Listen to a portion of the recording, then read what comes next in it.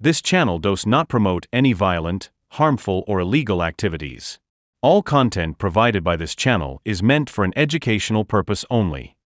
সাংবাদিক এবং ফটোগ্রাফাররা আক্রান্ত হয়েছেন, শান্তিপূর্ণ আন্দোলনকারী শিক্ষকরা আক্রান্ত হয়েছেন।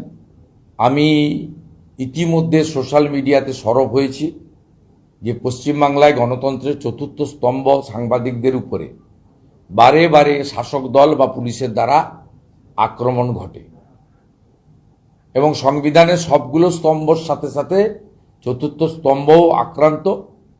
এবং খুব আশ্চর্যজনকভাবে কলকাতা প্রেস ক্লাব তারা কার্যত তৃণমূল কংগ্রেসের একটি শাখা সংগঠনে পরিণত হয়েছেন। তারা সাংবাদিকদের ক্ষেত্রে কোনো রকম সোচ্চার প্রতিবাদ, আন্দোলন, সরকার বা পুলিশের উপর চাপ সৃষ্টি করা বা সাংবাদিক বন্ধুদের পাশে দাঁড়ানোর কোনো কাজ তারা করেন না। এটা অত্যন্ত পরিতাপের বিষয়। এটা অন্য রাজ্যে হয় না। সেখানে সাংবাদিকরা আক্রান্ত হলে সংঘবদ্ধভাবে সাংবাদিক সংগঠন প্রতিবাদে নামে।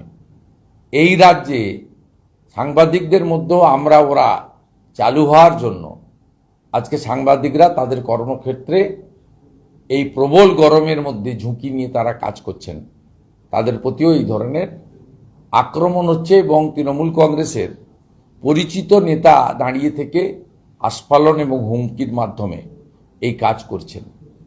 আজকে বিকাশ ভবনের সামনে যে ঘটনা ঘটেছে, এই ঘটনায় সব্যসাচী দত্ত, যাকে মমতা বন্দ্যোপাধ্যায় বিশ্বাস করেন না, বিশ্বাস না করারও কারণ রয়েছে।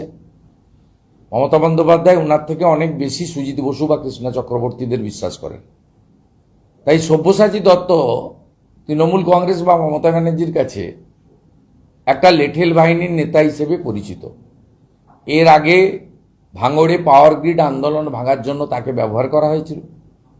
তাকে কামদুনিতে যখন ছাত্রী ধর্ষিত হয়ে খুন হন, তখনও মৌসুমী কোয়াল, টুম্পা কোয়ালদের আন্দোলন ভাঙার জন্য খিচুড়ি রান্না করতে সব্যসাচী দত্তকে আপনারা দেখেছেন। আজকে সব্যসাচী দত্ত কার্যত মমতা বন্দ্যোপাধ্যায়ের নির্দেশে বা তার কাছে নাম্বার বাড়ানোর জন্য 8-9 মাস পরে বিধানসভার ভোট, বিধাননগরে সুজিত বোস আছে, রাজারহাট নিউ টাউনে তাপস চ্যাটার্জি আছে, রাজারহাট গোপালপুরে অদিতি মুন্সি আছে। উনি কোথায় ঢুকবেন? ঢুকার জায়গা নেই।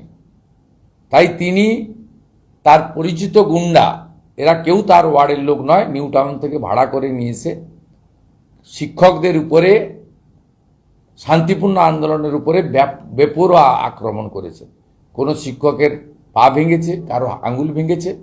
তারা যেহেতু অরাজনৈতিক আন্দোলন করছেন, রাজনীতির প্রবেশ চান না, আমরা আফটার অল রাজনীতির লোক, তাই সরাসরি ফিজিক্যালি সেখানে গিয়ে সাপোর্ট দেওয়ার আমাদের ইচ্ছা থাকলেও সুযোগ নেই বা আমরা চাইও না, যেহেতু তারা অরাজনৈতিকভাবে আন্দোলন করতে চান। একটু আগেও তারা বলেছেন যে আমরা অরাজনৈতিকভাবে আন্দোলন করতে চাই। আমি এই শিক্ষকদের উপরে পুলিশের সামনে, কয়েকশো পুলিশের সামনে মমতা বন্দ্যোপাধ্যায়ের নির্দেশে সব্যসাচী দত্ত তার বিধানসভার টিকিট পাকা করার জন্য লেঠেল বাহিনীকে দিয়ে যেভাবে ভাঙড়ের পাওয়ার গ্রিড, কামদুনির পরে আবার তৃতীয়বার যোগ্য শিক্ষকদের উপরে, শিক্ষাকর্মীদের উপরে বর্বরচিত আক্রমণ করেছেন, তার নিন্দা করছি। এবং শিক্ষক সমাজ, আন্দোলনকারীরা যে কোনো ধরনের সাহায্য চাইলে, সহযোগিতা চাইলে ভারতীয় জনতা পার্টিও আছে। আমরা যারা রাজ্যের বিধায়ক আছি বিরোধী দলের, একমাত্র বিরোধী দল বিধানসভায় বিজেপি, বা বিরোধী দলনেতা মানে শুধুমাত্র একটি রাজনৈতিক দলের নয়, সরকার বা সরকারি দলের দ্বারা যেই আক্রান্ত হবে তার পাশে আমরা দাঁড়াই। ভোটের কথা সবসময় ভাবি না। সেক্ষেত্রেও তারা ভবিষ্যতে সহযোগিতা চাইলে বা যে কোনো মুহূর্তে সহযোগিতা চাইলে আমরা করব।